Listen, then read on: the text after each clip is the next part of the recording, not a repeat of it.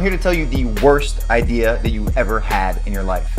Maybe wait till January to focus on my fitness and my diet because there's so much going on right now. There's holiday parties, families coming to town, friends are hanging out, Basil is coming up. I'm gonna be waiting till January, right, for my fitness game because right now I'm gonna be getting my drink on, holiday parties and such. I got shorties coming in town. What is my response to that? That's fucking stupid.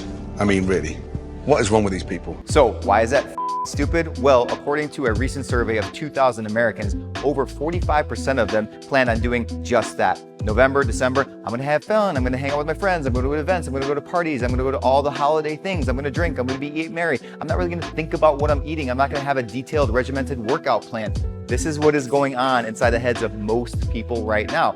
Now, what is the consequence to that? Well, you see that those people, plus many other Americans, actually gain up to 6 pounds over the course of the holidays. Now, that may not seem like a lot, but when you think about the cumulative average of what that means year by year, decade by decade, it adds up over time, which is a very big issue. So in this video, what I'm gonna be talking about is cheat meal hacks during the holidays to make sure that you are staying on course over the course of this time frame, so you cannot backtrack during this time frame, but you actually move forward. So when January 1st hits, you are not in a place of trying to lose what you gained, but you're ahead of the game and ready to go further in. So before we get into the tactical game plan about how to cheat effectively during the holidays, we need to define what a cheat meal is, okay?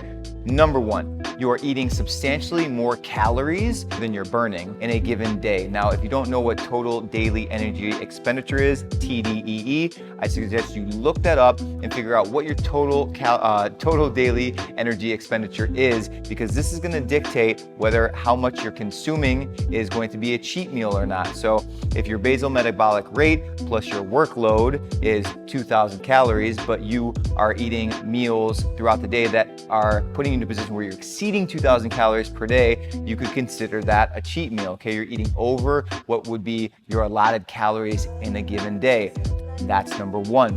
Number two would be if you are eating foods that are possibly inflammatory, all right? You think about some of the common allergens. You have wheat, soy, dairy, gluten, processed foods in general, canned foods, foods that are high in sugar, right? You're gonna create an inflammatory response inside of your body. Now, you wanna make sure that you're limiting those things. So those are the two big things you're looking at. Am I eating more than what I'm burning? Or am I eating foods that are inflammatory in nature, even though you may be staying under your total daily energy expenditure?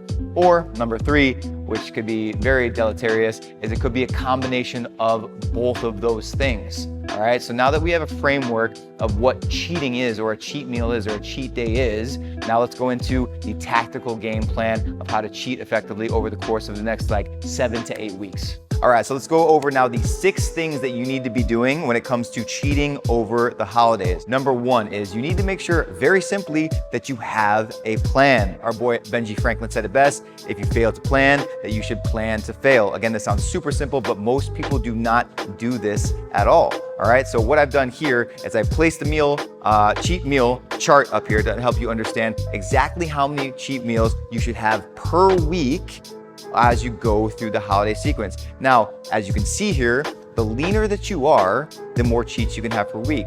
The further away you are from your fitness goals and the more fat you're holding on to, the less you're gonna be able to cheat per week.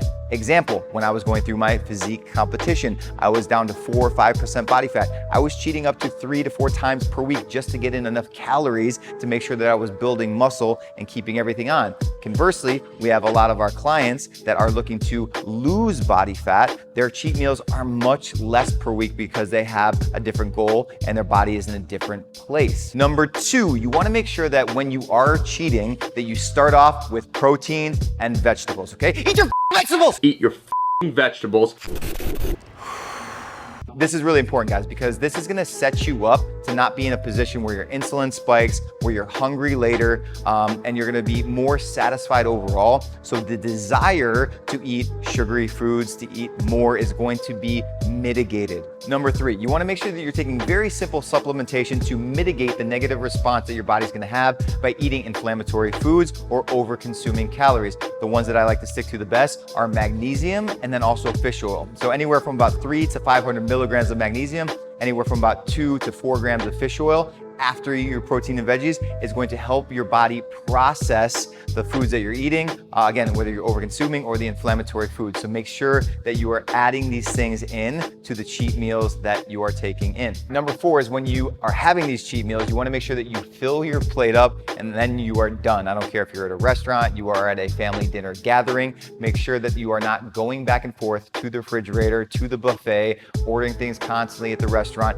Make sure whatever you're ordering, you have it on your plate, and then when you're done with that food, you are done. All right, number 5 is also very super simple. You wanna make sure that you're eating slowly and you're eating mindfully, all right? Too often people get in and they're starting off with those sugars, they're starting off with those carbs, they're eating very quickly, they're not recognizing their body's own internal signals to stop eating, and this is what we want to avoid. Last one, ideal situation is that you are doing a cheat day or you're doing a cheat meal on a day that you are lifting or you're doing some cardio, all right? If you can prep your body to receive the calories that you're gonna take in by getting a little bit more metabolically prepared, that would be the best situation possible. So in conclusion, the biggest thing that you need to be taking away from this video is the fact that you need to have a plan. You need to be intentional over the course of the next 7 to 8 weeks to make sure that you're starting the new year strong.